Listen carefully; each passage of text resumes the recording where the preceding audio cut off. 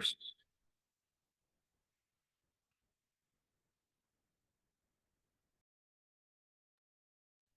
Okay, good afternoon, everyone. Can everyone hear me okay?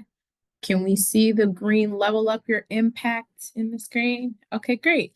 Awesome. So as Chris kind of mentioned, everyone here should be here for Level Up Your Impact. Afkar and I are going to be doing strategy specifically for marketing and recruitment. So this session is for all of our members, whether you are executive board member or general board member. And hopefully you'll leave with some really good tips on how you can boost up your marketing as well as your recruitment strategy for your student organizations. Perfect. Thank you for all those confirmations in the chat. Awesome. So we're going to move on to introductions. My name is Shamaya Dickens. I'm the coordinator of student leadership. I work in the Office of Student Activities. And so some of you all might have seen my faces around for some of the student org things that Chris does because we are co-partners on the student organization and leadership team. Everyone, my name is Afkar. I'm the coordinator of marketing for student activities. You might not have seen me around, but I help promote a lot of the campus-wide events that come out of our office, as well as a little bit of support for our leadership development programs, and also running like our social media pages. So we're excited to share some strategies for marketing and recruitment today. Yes, awesome, awesome. Thanks, Afkar. So first, we want to get an idea of who exactly is in the room. As I kind of mentioned earlier, this is the Student Org Summit. We have a lot of different organizations represented here today. So if you want to go ahead and type in the chat, you see all of our categories here on the screen. I want you to go ahead and let us know which category that your organization falls under. If you want to do numericals, if you want to do just a 1, 2, 3, 4, you're more than welcome to do that. But want to get an idea of who's in the room. So I'm seeing a couple service. Awesome. I'm definitely seeing a academic straight in a row. Very nice. I'm seeing some arts in there. I love the arts. Special interest, service and media. Okay. Okay. Well, this is really great. This is going to help us. We're going to go through this presentation, but it'll really help us figure out how you can tailor that message to yourself. Okay, great. All right. Next question is really, are you an executive board member or general board member of your organization? So want to get an idea of who's in the room for that. Okay, first couple that's coming in are executive. Very nice. Very nice. Okay. Very nice. So I'm seeing some consistency with executive board members, which is great. I will say if there are any people who are general board members, this is just going to be just as effective for your student organization. Secretary will be an executive board member because that is a very important function for any team or organization. So Mason, hopefully that helped answer your question. You'll be an executive board member. But whether or not you are an executive board member or general board member, this is going to be relevant. All right, so we have our round 3. And so round 3, what's about the size of your organization? So I specifically want you to answer this specifically with how we have them listed out. So you either have close knit, which is like 1 to 15 people. We have a small force, which is anywhere from 16 to 50 people. We have big things. So we're doing 50 plus. And if you're not sure, which is fine, just put not sure in the chat. Oh, I'm seeing a range. Oh, congratulations on your new club, Alexis. Very nice. Just started. Okay, congratulations. I don't know if the first name is Khan or the last name is Khan. Small force, big things. Okay, so well, honestly, we have a really good range here, which is really nice. Happy to see no one's not exactly sure, which is great. Okay, so we're falling in a couple different ranges of the amount of people you all have a part of your organization. Okay, great. All right, and then round 4, which is going to be a little bit of our final round. What is your org's main focus on a weekly basis? Okay, so I know we mentioned earlier there was a couple service-related organizations, but maybe your focus is still events, right? Or it could be both, right? So I want you guys to go ahead and type in the chat specifically where you fall. So it can be very heavy on events, community building or special interest meetings, development. So a lot of our academic programs could definitely fall under that, or service. I love to see all the community building. Very nice. Okay, so I'm seeing some events and community building. Honestly, I would imagine a lot of you all do events because that involved at TU is always filled with things happening that are being put on by student orgs. So, okay. Community building, development, seeing some general events, and I did see 1 or 2 special interest in service, which is really nice to see.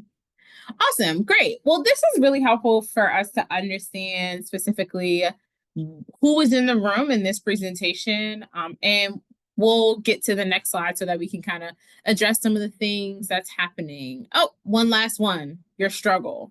So obviously you guys saw our prompt. So you're here today because you're having something you're probably struggling with. So select all that apply. It can be either momentum. So as a semester goes along, momentum for either your club or organization decreases, or if you have these really great events, things just kind of drop off after that. It could also be promotion. So we just don't know how to promote our organization. We don't know where to promote. That whole process is very confusing. Or it could be structure. So the structure and responsibilities of our organization hinders from having effective marketing strategies and effective recruitment. Okay, so I'm definitely seeing some consistency with promotion, and I'm seeing a couple with momentum. Thank you, Michaela, for mentioning structure. That's something that we'll talk about today as well. Okay. Oh, thank you, Isaac, for that, realism there. Okay, well, hopefully we solve as many of your problems today, and if not, we'll talk about on the last slide some additional support that can be offered to you. Okay, great. Well, this is great. Now we'll get into the agenda a little bit, and Afkar is going to take this one. Absolutely, yeah. So our goal for this presentation is to really walk you through some of the main things you want to consider, all the way going from defining your organization and sort of establishing internally who you are and what's the best way to share that with other people. We're going to review an example timeline and key messages to share while recruiting. We're going to talk about promotions. So how do you get that message out on campus, and how do you make an impact on prospective members? We're going to talk about keeping the momentum, which is something that a lot of people mentioned they're struggling with. So how do you keep your potential members engaged, as well as how do you keep new members engaged? So people who may be thinking about joining your organization but haven't done so yet, or people who have joined your organization and you want to make sure that they don't fall off pretty quickly. And then if you still need some help at the end, we'll have ample time, hopefully, for a Q&A, and then also connecting you with resources to help you be more successful in all of these areas. Awesome. So we're going to jump right in really on the definition part. So Afkar kind of told us when we're talking about defining your organization. So really cool to see that some of you all are new. So some of you all have just gotten to the part of doing like the mission, the vision, the values, right? But for those of you, whether you're new or even a little bit been around for a couple years, these are really important things that we want to consider. Because realistically, when we're talking about, hey, I want to start a student club, I want to start an organization, these are some of the foundation blocks. And I know in some ways, these look like really big words, but really I'm hoping the questions on the screen are very simplistic ways of thinking of your mission, vision, and values, right? Because no matter what, we kind of saw with our keynote speaker earlier, you know, his organization eventually fell off, but you'll keep the organization hopefully running for a couple years, right? So you want to think really big when we're talking about our mission, vision, and values, right? And so mission, what does your organization actually do? What's the purpose and the function of it? And what needs specifically does it fulfill at Towson? So we heard with our guest speaker here earlier this afternoon, was really that he specifically knew that he wanted to compete, right? And at the time, those other a cappella groups weren't doing that, right? So what need or gap does that fill?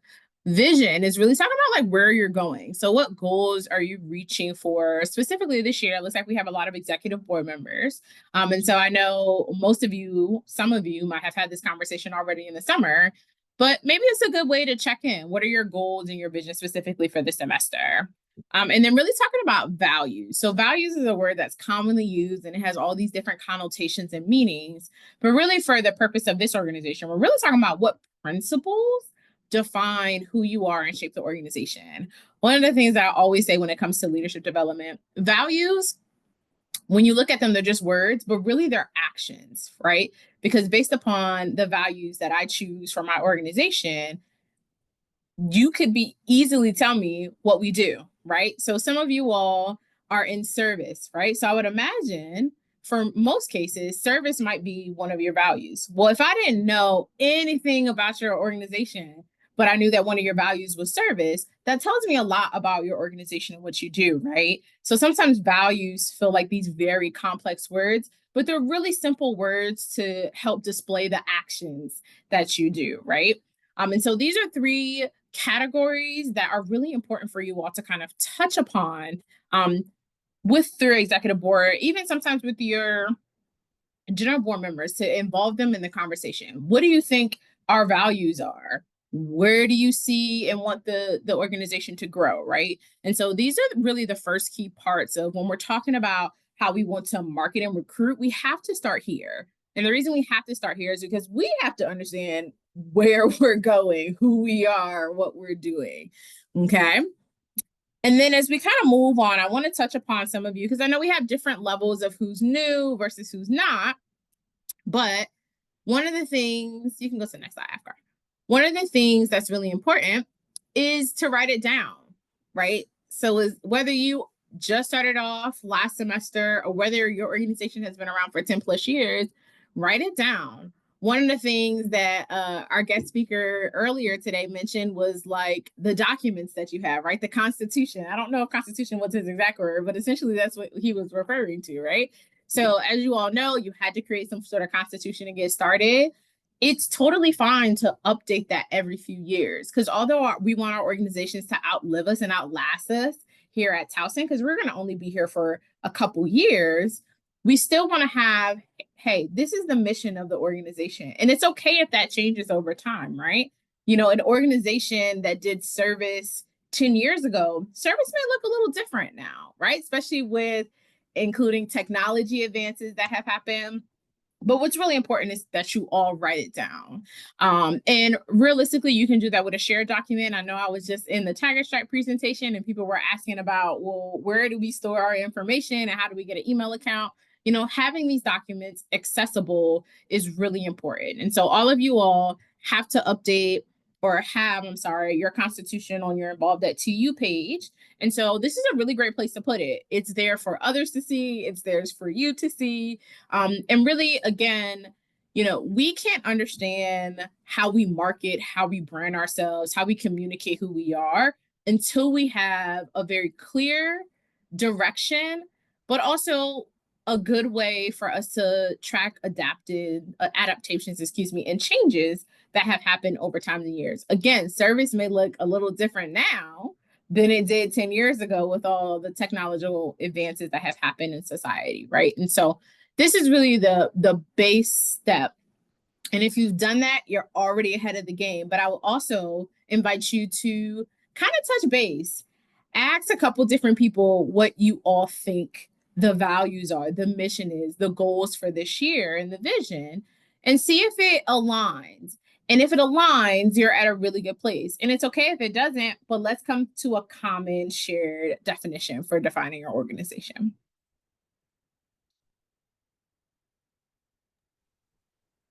Awesome. So you've defined your organization, and hopefully at this point you'd have your executive board sort of all on the same page of understanding who you are, what your goals are, and what you want to achieve as an organization. The next step would be stepping into recruitment, getting people on board and joining your group so that you guys can carry out these missions and turn those values into actions. So what I wanted to do was just look at an example of a recruitment cycle that happens on a semesterly basis. I just thought this would be the most easiest and direct way to get information to you guys, and hopefully put you in a position where you can like sort of adapt this and start working towards achieving it pretty quickly.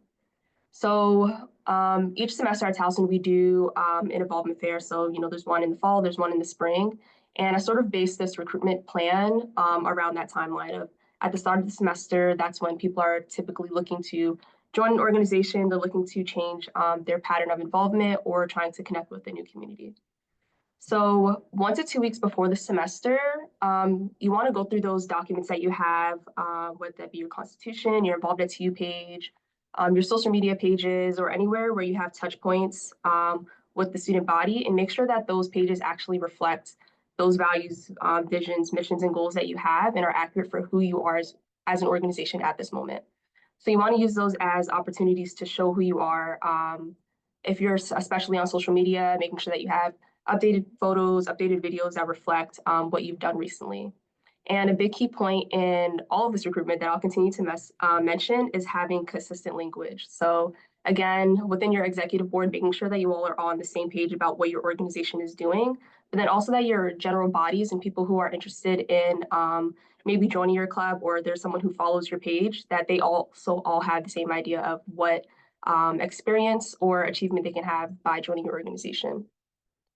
During the first week of the semester, so this is like the time period that we're heading into next week, people are coming back to campus and we're heading towards like the involvement fair. So during this time, I personally would recommend entering like a promotion phase. So as soon as the semester starts, you want to hit the ground running and be ready to promote and let people know that you're looking for new members. So your main key message here is that you guys are open to accepting new people. Our community isn't closed off, we're not exclusive, and we want new people to join and add to our organization.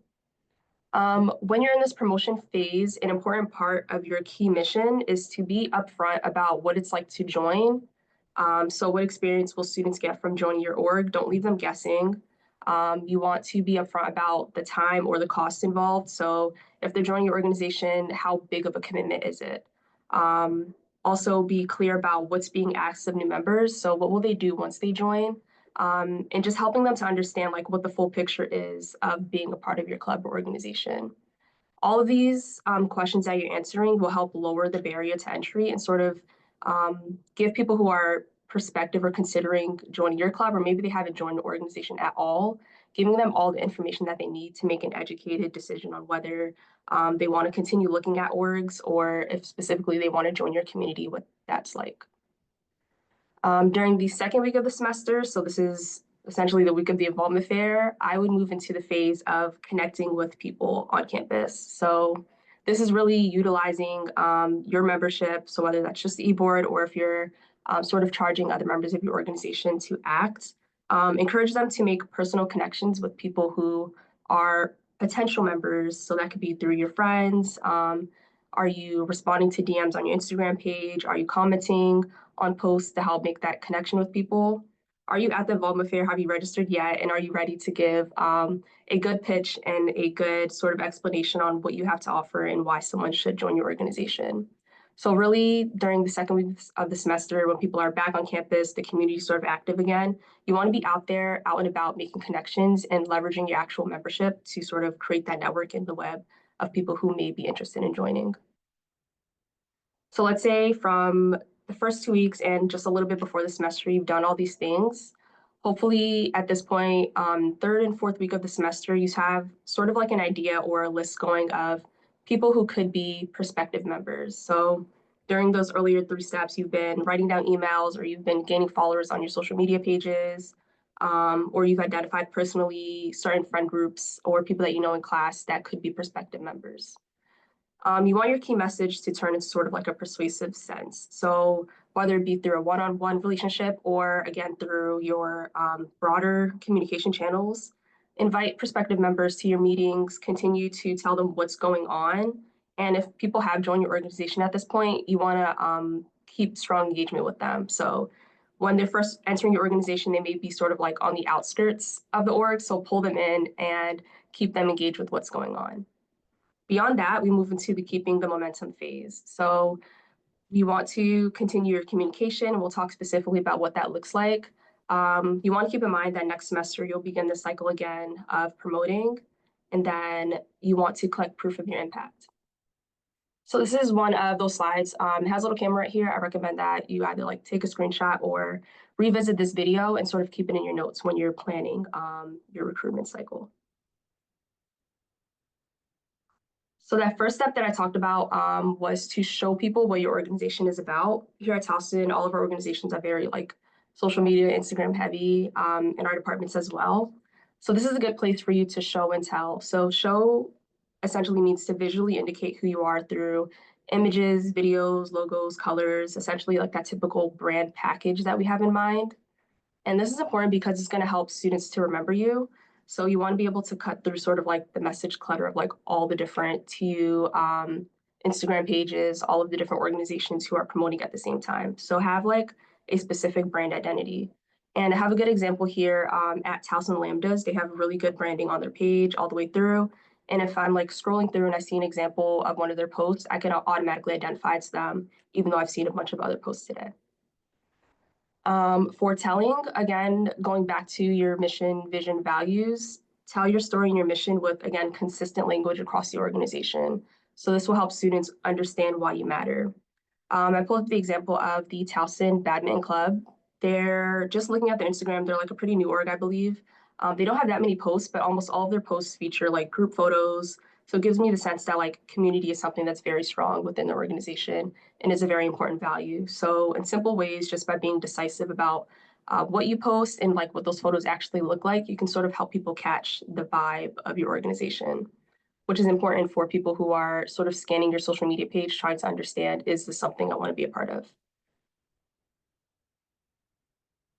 Okay, this slide has a lot of words. So again, I would just go ahead and screenshot it or come back to it in the video, sort of take notes down on some of these options for promoting your message on campus. So I split this into three main categories for what I think are like the most important areas to hit as a student organization doing marketing promotion on campus. The first one is general campus promotion. So really trying to get your name in front of the broader campus community on a regular basis. And this is so that people who don't already follow your organization or who are just now getting knowledge that you guys exist, you want them to recognize your group as an actual member of the broader Towson community. So when we think of like those large scale spaces or we're just thinking about what does Towson mean? What was my student experience like? Your organization is one that comes to mind. So there's a couple of different ways to do this. The ones I have in bold are essentially like free ways for you to do this. And then digital screens, signage, and banners we know have costs attached based on Chris's earlier presentation. One tidbit or like recommendation I have is to use departments. So a lot of departments, especially within like student affairs or across the university, have their own sort of like channels of communication set up with like their personal audiences. So for example, our Department of Student Activities, we have a departmental newsletter that we send out. SGA has our newsletter. I know the Center for Student Diversity has a newsletter as well. So see if you can get in contact with these departments and see if they can do like a highlight or share an announcement from your organization if they have an audience that relates to what you're focused on. We want to be posting on events.towson.edu, involved at TU, and if possible, TU Today. The overall like Towson events master calendar is what actually gets populated into the TU Today email that comes every day. So if you're hosting an event, you want it to be in there because that email is going to every Towson affiliated email account. Yes, and Chris says SGA newsletters are always open for student organizations to share highlights. Yeah, so definitely reach out to Amarachi for that. Tabling, we're going to talk about a bunch, and then also be active during campus-wide event periods. So there's certain times during the semester where like the entire campus is unified, coming together with a heavy focus on like programming or like community and social spaces. So you want to make sure that your organization is present in some way, shape, or form during those periods so that you can actually engage in that networking with people who don't typically come across your organization.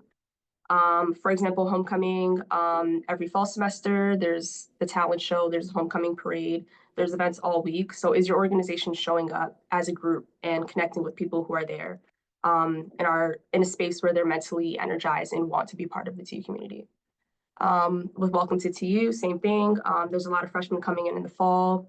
We have Spring Welcome to TU coming up next week. So these are social spaces where you can find yourself in a room with over 100 students who are engaged and are like in a space where they're socializing and just connecting with Towson. So have your organization be there, either participate in opportunities for you guys to contribute to the event as an organization or just attend and use it as a networking opportunity.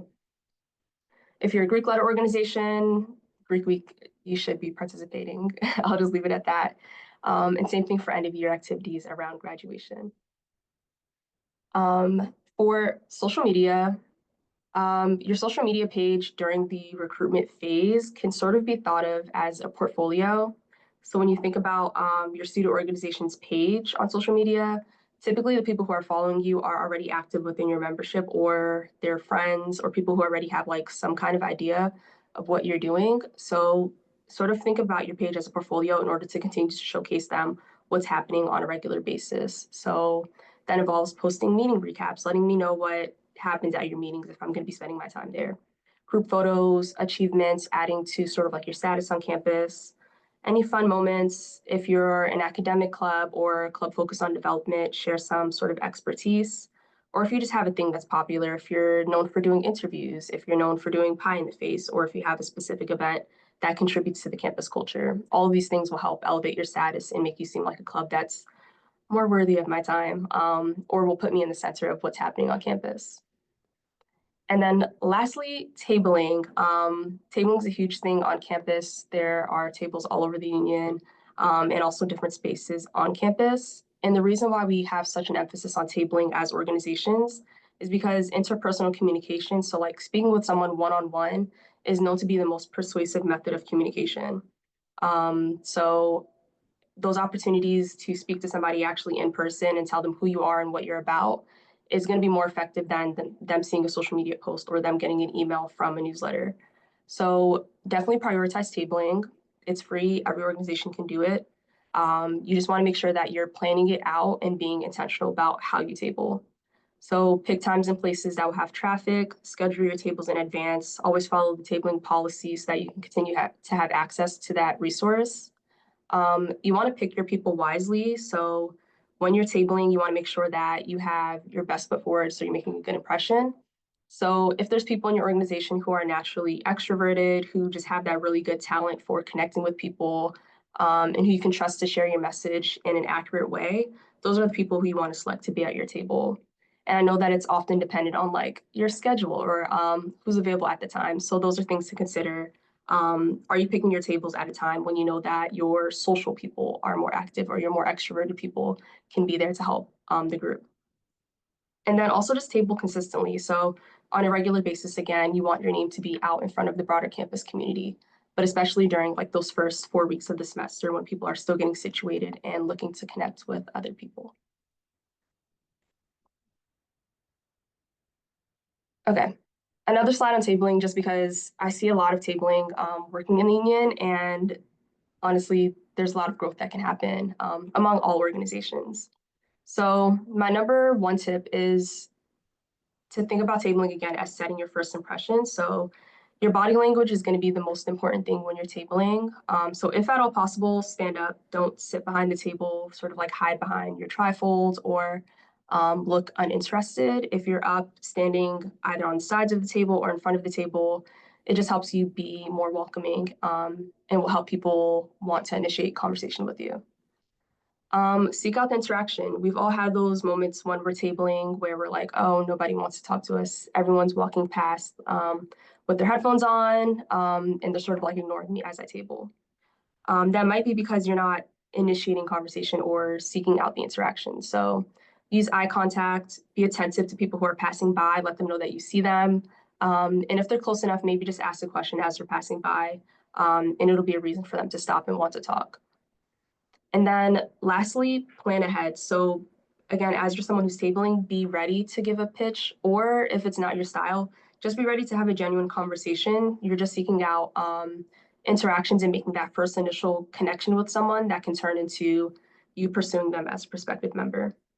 The number one thing I want to say is to adjust your mindset. So when you're going out to table, try your best to have fun, have good energy, and be welcoming, because if you're a group of 3 or 4 people sitting behind the table, you're all facing each other, you're having a closed off conversation, you're warding off people from wanting to speak to you. So if you're going to spend time at the table, you want it to be effective. So make sure that you're in a good mindset, that you have good energy and you're welcoming people to come to speak to you.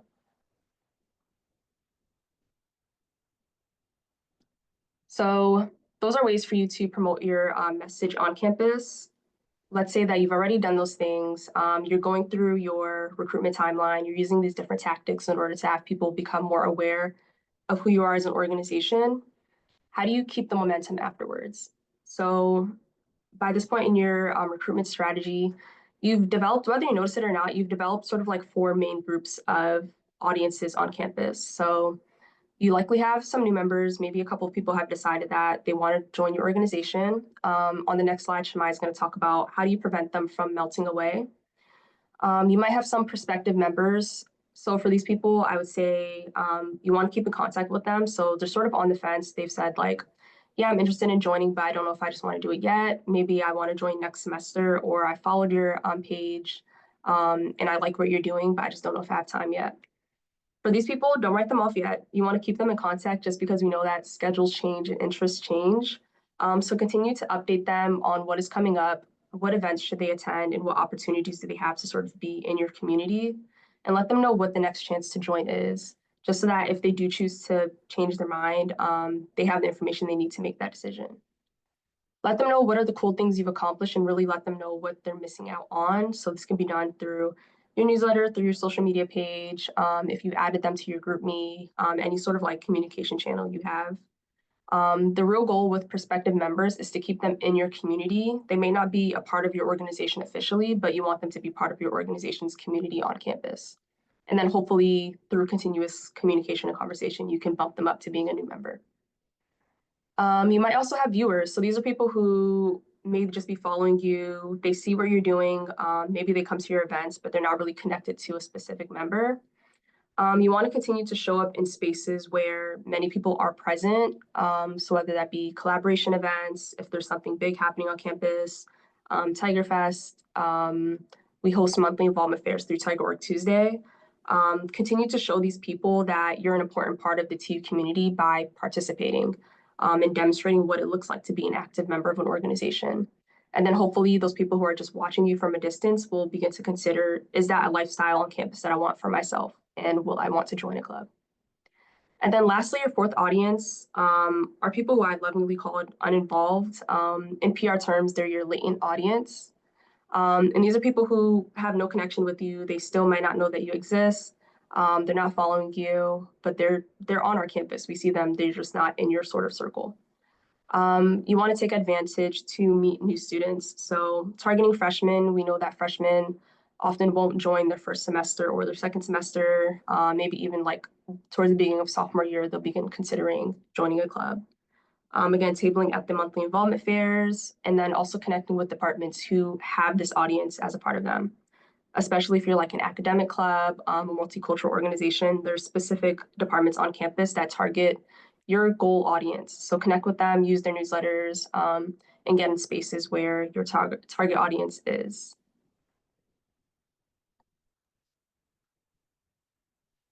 Cool. So now that we've kind of started from the very basics of defining your organization, we got our recruitment cycle, we got our strategies, we know the people who we can put out to do social media and things of the sorts.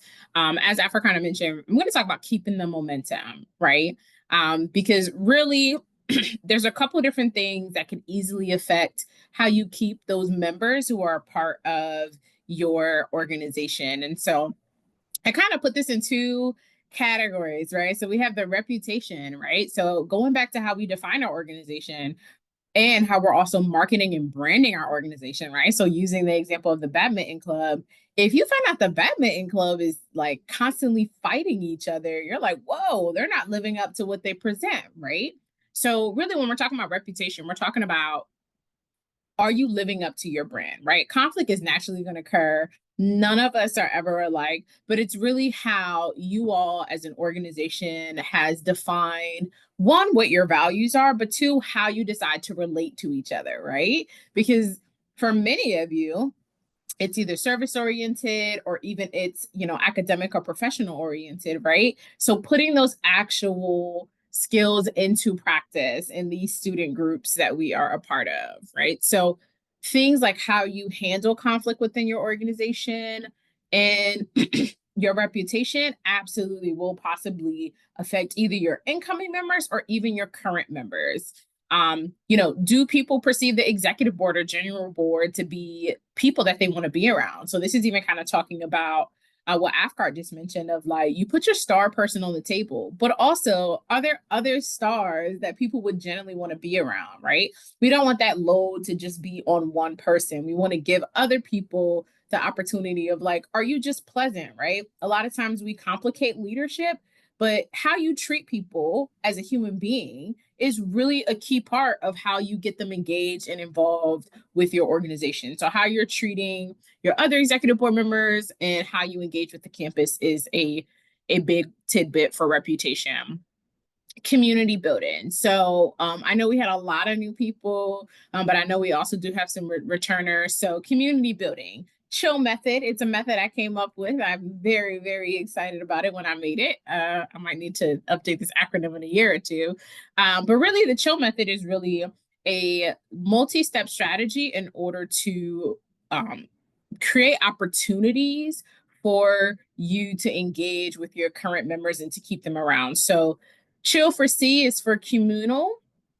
And so that's really, I know we didn't have too many people who are in the general board, but when we're talking about community building, it should not just be happening with the executive board. It should be happening with the entire organization itself, right? So communal, holistic, that's really kind of referencing what Afkar was talking about, right? We're all whole individuals. We're all here as Towson University students. So connecting to other parts of our identity, right? So Afkar kind of mentioned like graduation, like we know some of the people who are in our organizations who are about to graduate. And we saw some of the seniors who are kind of going to graduate from the student org population in general earlier, right? Make it integral to our livelihood. We're all stressed during finals, right? I definitely remember that time as a student in undergrad, right? But also integral could definitely mean, if we are an academic-based organization, we know that one of the ways that we can build community is bringing in things that are academic related. Maybe we're bringing in a really cool speaker that we had a couple years ago. Maybe we're watching or doing some type of professional development together, right? These are things that are integral to what we've already outlined in our mission, vision, and values. And they further the community building within our organization. Learning. So that example I just used of like maybe we're doing some type of professional development together. It doesn't have to be that if you are academic, if you are a service organization, there are definitely things that you all can learn together. And likable, right? Making it actually something enjoyable that people will want to come out to. Kind of tying in some of the cycles that Afkar mentioned, specifically with community building. These are great ways where the entire campus is really involved. And so using those cycles to do two things, to recruit and to market your organization, but also to build some communities. So as Afkar kind of mentioned, homecoming, welcome to TU, Greek Week, and Tiger Fest. I don't know why I have an S on that. My bad, Tiger Fest. Bethany, don't hate me. And then end of the semester celebration. So whether that's commencement, or whether that's the end of special programs, right? For those of you who are in academic based, honor society, maybe you're having special pinning ceremonies, things of the sorts. Oops, thanks. And I'm gonna try to wrap this up so I can actually leave time for questions for Afkar and I to answer. But really want to finish up this slide really talking about resources. So, a lot of times, I think for some of you who are new, you might not know where to go, right? So I'm hoping that this is a comprehensive list. So we start off with a student activities department. Shout out to Aaron earlier, also mentioning student activities. He laid the groundwork for our foundation today really well. But the student activities department, obviously, well, let me not say obviously, but a lot of the big events that happen on campus, our office is responsible for them, right? So marketing, planning, and organizational support, we pretty much have down to our daily jobs, right? And so we're a great resource for you as a student organization if you need it, when it comes to things like marketing and branding and things of the sorts. We have our student activities email listed there. So if you ever need to contact that, that's fine. Your advisors. So, sounds like Aaron kind of lucked up and got somebody who was willing to support Trills throughout the time. But if you are strategic about who you choose as your advisor can absolutely be a system of support for you. And so keep that in mind as you may be navigating challenges or trying to rebrand your organization and create a new mission or update your values. Your advisors absolutely are systems of support for you. Depending on what your needs are for those organizations that are very event based, event and conference services, another department on campus that does these things all the time, right? So they're a good resource for you. Again, depending on what category you put your organization in, the Center for Student Diversity is absolutely could be an option for you. And AFCAR kind of mentioned it earlier of like possibly getting in the newsletter that they have if you are, identity based or wanting to try a new audience to market your organization to. Involved it to you. The bread and butter of it all. There's plenty of links available on Involved It to you, and it is a really great resource, especially for those of you who are maybe like, oh, what does an updated constitution look like, right? They're available in public on any student org page. And if you're looking for something to reference, if you're kind of like, I need a structure or outline to see, that might be something that you want to do. Obviously, make sure that organization is still active and maybe talk to some members and see, hey, when's the last time you had this conversation? But it could be one of the resources that you use. And then obviously Chris Abbey and the Student Org Ambassadors. So, and technically the other Abbey as well as Amarachi too. I didn't have them listed on here, but they're all resources to you as student organization leaders and members here on the community.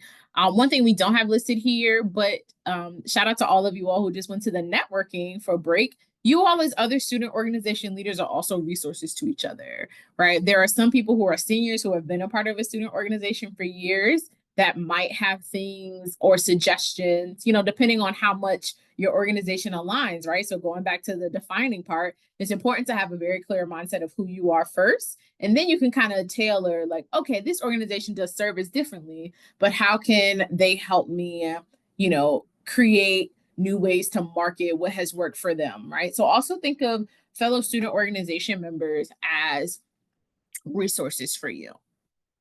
AFCAR and I's email are listed here, but at this point, we will go ahead and take questions if anyone has any. And you can tap them in the chat or you can come off the mic.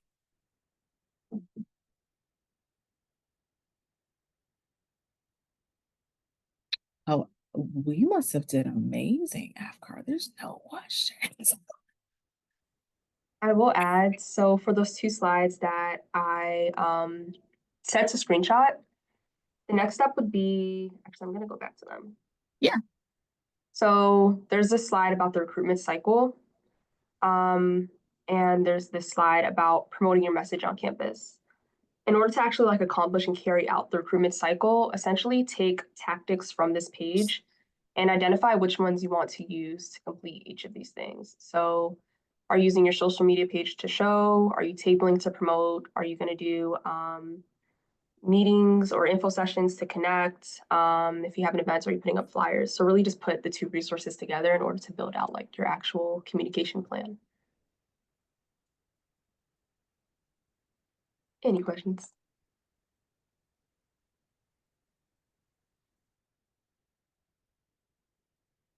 For those of you who were trying to figure out momentum, does this help in your maybe event-based?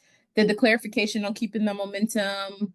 Are there questions that come from that? I know we had a couple different categories that people were looking for information on, and a lot of community building organizations, which is really great. Yeah, let us know. Are there questions? I have a question. Sure. So I know we were talking a lot about momentum and promotion, but I had a question about structure. Um, are there like any tips for, because I'm the events manager for my organization, and a lot of times I can like get overwhelmed because the other people in my org don't really like, I don't want to say they don't do their job, but I feel like I do more than what I should do. Is there Yeah. any ways like to like nicely be able to tell them like, hey, can I get some help? Or, so Yeah. that the events can run smoother and so we can promote it better. Yeah, that's a really great question. And AFCAR, do you want to take a stab or do you want me to go? Yeah, so I immediately again think about this from the marketing point of view. Within your marketing tasks, there are some things that can be done alone. So like your graphic design or like posting on social media. Those are like promotional tactics that you can do on your own.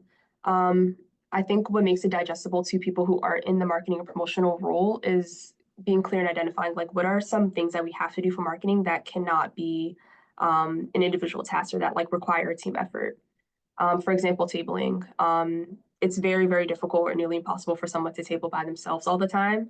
So if tabling is a task that you assign to the broader group, let that be a priority for the larger group. Or if you're in the stage where you're connecting with people on campus in terms of like a one-on-one sense, building out your network, give all of your other members the specific task of like bring one friend or two friends to our meeting or have one or two friends join our newsletter, and then sort of like giving specific tasks to the broader group that are related to marketing will sort of like help them understand like what role do they need to play and help communicate the message of like these are things that I cannot do alone, whereas everything else I can sort of take on. Yeah, I'm gonna add to that from a non-marketing strictly perspective. Really kind of going back to I don't know how long you've necessarily been a part of your organization.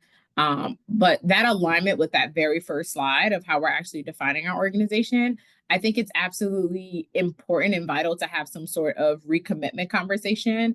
But also this is where maybe some of the resources that are listed on the slide in front of you actually are important. But I definitely think when we're talking about like you taking on the full brunt of the work, because maybe you're an events-based organization and you're doing event coordination, that marketing thing that Afkar mentioned is absolutely vital. But I also think there has to be some type of larger conversation of recommitment and re-understanding, right? So like maybe some things are not aligning. Maybe other board members see the organization a little bit differently, right? Like, I don't know what type of organization you're in, but if they're like, oh, events is not even our focus, so maybe they're not even taking it serious because they don't feel like events is something that is really big, right?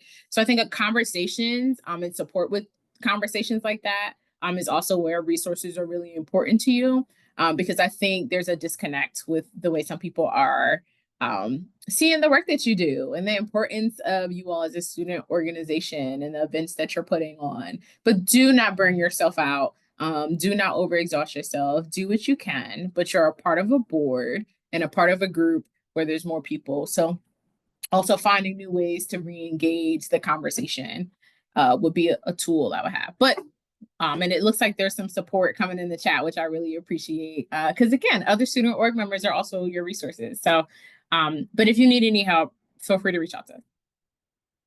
Thank you. You're welcome. Any other questions?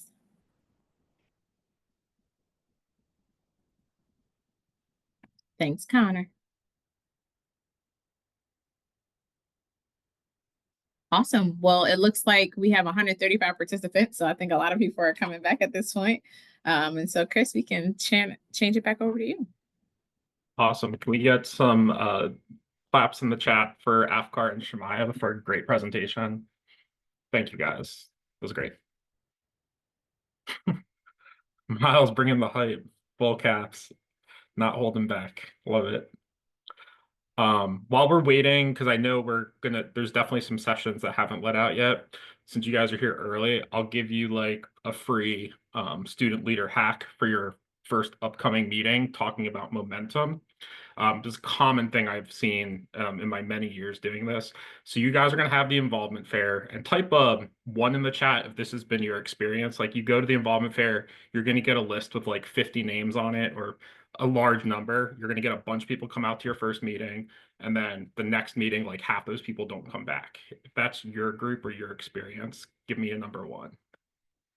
Yeah, well, that is common. And in talking about like your best quote unquote opportunity, not going to quote Eminem, but like you get really one shot to make like a really good first impression and keep those people. And when people first walk into your first meeting, especially those new members, what normally happens, especially at the beginning of the semester, right? Your group members are going to come in. What are they going to do? They're going to be super excited to, your returning members, I mean, they'll be super excited to see one another. They'll be talking about their breaks. They're going to all sit together. If you're a new person attending your meeting, you're going to like, man, everybody here knows each other. I'm going to sit awkwardly over here by myself, trying to like figure out like, how do I fit into this group, right? What I encourage you to do is talk to your members, especially returning members, ahead of time, like send them a message in your group me or whatever you're using to communicate, and be like, hey guys, for the first meeting with our new members, the meeting isn't about us. So have you say like, I need you guys to spread out, sit throughout the room and talk to the new people who come in and try to build those connections. You don't have to be the person as an executive board member that tries to get everybody connected.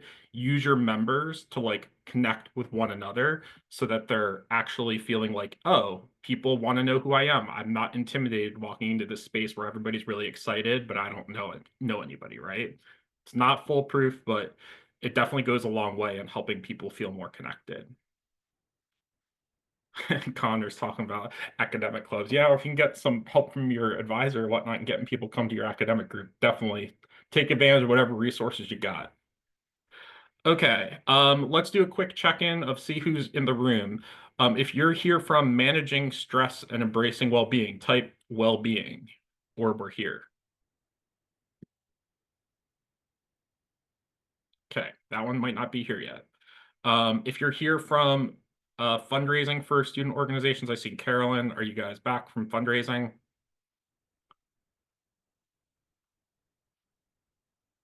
All right, that's fundraising. Great.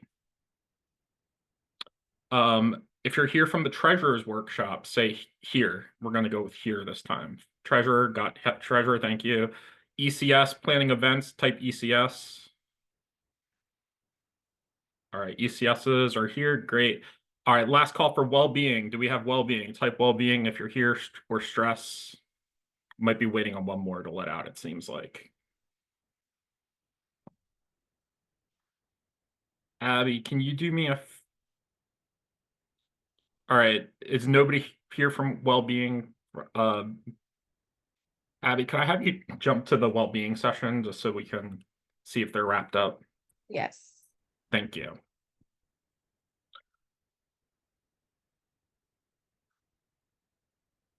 All right, I'm gonna stop this really quickly.